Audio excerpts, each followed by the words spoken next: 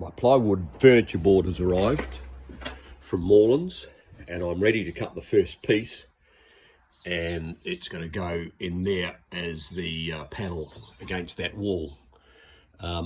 It's a bit of a tricky cut because it's shaped from the ceiling down and it's got various changes of angle as it comes down the wall and then down onto my bench seat, and then a little bit of a return that goes down onto the floor. So what I'm going to do is cut out a template to make sure that I get it right. You'll see here that I've put these little marks down the side of that post. What I've done is I've marked off every 100 millimeters or every 10 centimeters and given it a number, and then what I did was measure perpendicular to those marks all the way across to the wall, and I made a note of what that measurement was. So I've then transferred those measurements onto my template, and we'll see if that works. So I just head into the workshop. There's the furniture board. It's called Indigo Blue, produced by Morelands.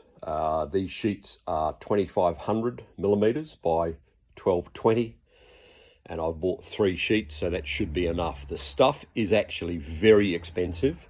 Don't know why it needs to be as dear as it is, but that's the way it is. So I can't afford to make any mistakes when I'm cutting this stuff. So I've got a little bit of very thin plywood. You'll see here it's even less than, I think it's less than 3 millimeters. It came as a packaging for a product. So I'm going to use this stuff, and I've got a couple of sheets of this. I'm going to use this as my template, and you can see here down the side I've put all those measurements I had at 100 millimeter intervals, starting from this end, which is the floor end, and I've mapped out the shape of that far wall. You can see there the line that I've drawn.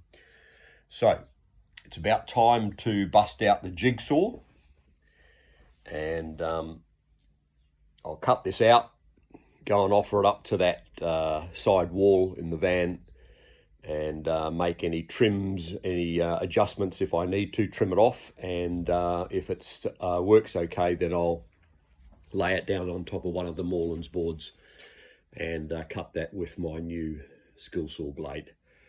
So that's where we're at, and I think to avoid mistakes, templates are definitely the way to go.